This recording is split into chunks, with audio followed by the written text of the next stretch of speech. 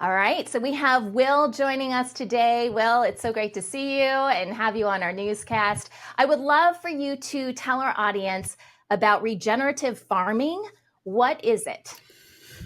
Prior to World War II, all farming was regenerative. In my opinion, regenerative. Regenerative is really focused on respecting the cycles of nature. It's very cyclical. Okay. Post World War II, we changed, my father's generation and later my generation, changed farming from being very cyclical to very linear. Very linear is not being focused on the manifestation of the carbon cycle, the energy cycle, the water cycle, the mineral cycle, the grazing cycle, the many other cycles of nature that, when allowed to operate optimally, yield an abundance. Right. So how did you even find out about this? Like, how did you, because I know your farm eventually, changed and, started doing things differently, but what was that catalyst? So sadly, I became aware of the problems of linear industrial monocultural agriculture because I was a heavy-handed abuser. I only had cattle. I maintained a monoculture of cattle and a monoculture of Tifton 85 Bermuda grass.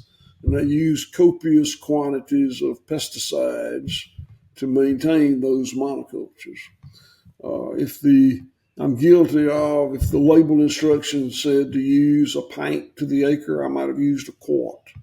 If it said give the animal 2 cc's per 100 pounds, I might have given them 4 cc's per 100 pounds. So because I was an abuser, I think I became more aware of the negative unintended consequences of that linear production program.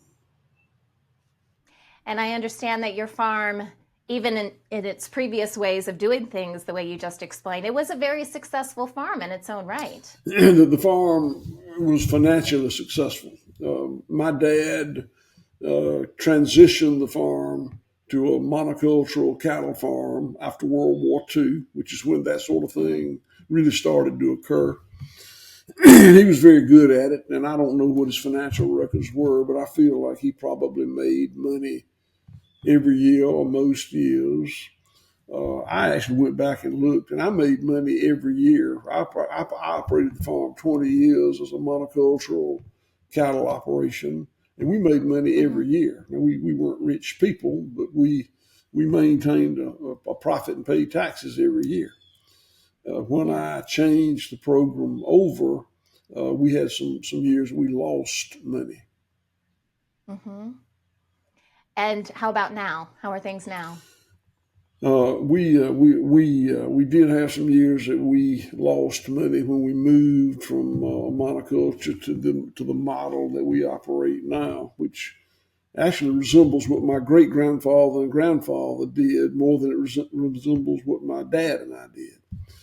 We had some losing years initially, but we had some really good years. Our timing was so fortunate. I sold Whole Foods Market and Public Supermarket the first pound of American grass-fed beef that they marketed as American grass-fed beef, and they allowed us to make money on it, and it was good. We had some good years. I don't mean Wall Street or Silicon Valley wealthy, but we did good. In 2015, USDA changed the rule on imported beef.